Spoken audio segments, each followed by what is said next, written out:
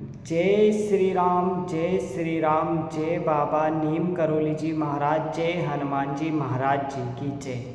साथियों, एक कहानी और एक हकीकत आपके सामने इसे लेके आया हूँ साथियों, बाबा नीम करौली जी के चमत्कार की, जिसे आप सुनेंगे तो आप भी एक बार तो कमेंट में जय श्री राम, जय हनुमान जी महाराज और जय नीम करौली जी बाबा की जय जरूर लिख के जाएंगे। साथियों, नीम करौली जी महाराज जी को हनुमान जी का रूप भी कहा जाता है, तो उसी तरीके से वह चमत्कार भी करते हैं। ये कहानी है नीम करौली बाबा के भक्त सुरेश की। सुरेश नीम करौली बाबा का बहुत बड़ा भक्त था। 1970 में वह उनके आश्रम में जाता था। सुरेश सदैव नीम करौली जी बाबा की सेवा करता, नीम करौली जी बाबा के लिए खाने का भी इंतज़ाम करता, उनके पैर दबाता और उनके साथ साथ जहाँ जहाँ वे जाते थे सदैव वह जाता। नीम करौली जी महाराज जी ने उसे जो भी बता रखे थे मंत्र, वह उन मंत्रों का भी जाप करता और वह बहुत बड़ा भक्त था और बाबा नीम करौली जी से ही उसका घर परिवार चलता था। तो बाबा नीम करौली जी का नाम लेके वह सदैव आगे बढ़ता रहता था। सुरेश और उसकी पत्नी और उसके बीवी बच्चे, उसके परिवार में एक लड़का एक लड़की थी और वह दोनों मियाँ बीवी थे। साथियों, सारे का सारा परिवार उनका बाबा नीम करौली जी का भक्त था। लेकिन ऐसे भक्त को भी कभी ना कभी कोई मुश्किल तो आ ही जाती है और ऐसी ही सुरेश को आ गई। सुरेश क्योंकि कमाई बिल्कुल भी नहीं करता था, वह सिर्फ बाबा के सेवा में लगा रहता था ज़्यादातर टाइम और बाबा की सेवा ही करता था। वहाँ पर जो भी कुछ उन्हें बाबा के द्वारा आश्रम में खाना वगैरह जो भी मिलता था वह लेके वही परिवार से उनका पेट भरता था, क्योंकि बाबा के आश्रम में भूखा तो वहाँ पर कोई नहीं रह सकता, तो वह सेवा में ही लगा रहता था।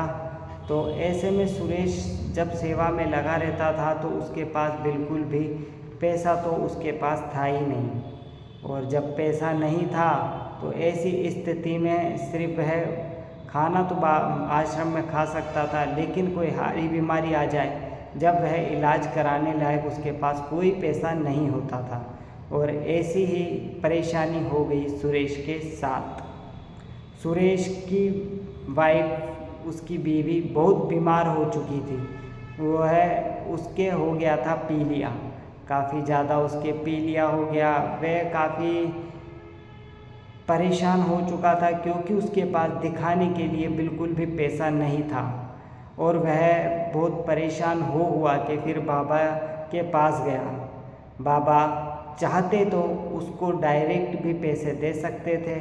बाबा की चरणों में जाके वह रोने लगा कि बाबा मेरे पास बिल्कुल भी पैसा नहीं है और मैं अपनी बीवी का भी इलाज नहीं करा सकता बाबा। तो बाबा उसकी परेशानी को समझते थे और बाबा उसकी परेशानी को समझे।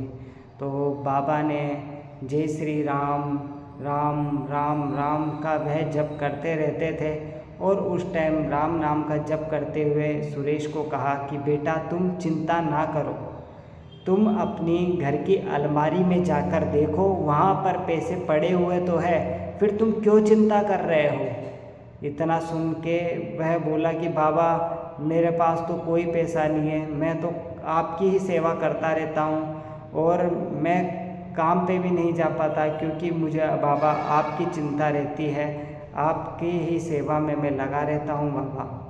तो बाबा बोले बेटा तू चिंता मत कर, जब तू मेरी चिंता करता है तो सोच मुझे तेरी कितनी चिंता होगी।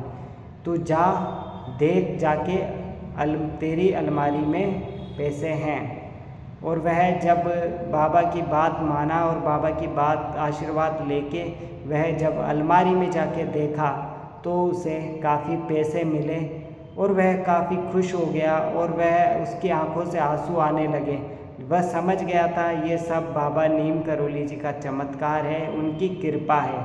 और उसने अच्छे से वेद जी को दिखाया और उनसे अपना इलाज करवाया। उसकी बीवी भी वह ठीक हो गई और सब कुछ वैसे ही खुशी खुशी होने लगा और बाबा की सेवा इसी प्रकार से वह लगातार करता रहा। जिस तरीके से बाबा ने सबकी सुनी है नीम करोली जी महाराज ने, और हमारी भी सुनते ही है साथियों इसी तरीके से। तो जय श्री राम, जय हनुमान जी महाराज ज़रूर लिख दीजिएगा हमारी कहानी अच्छी लगी हो तो।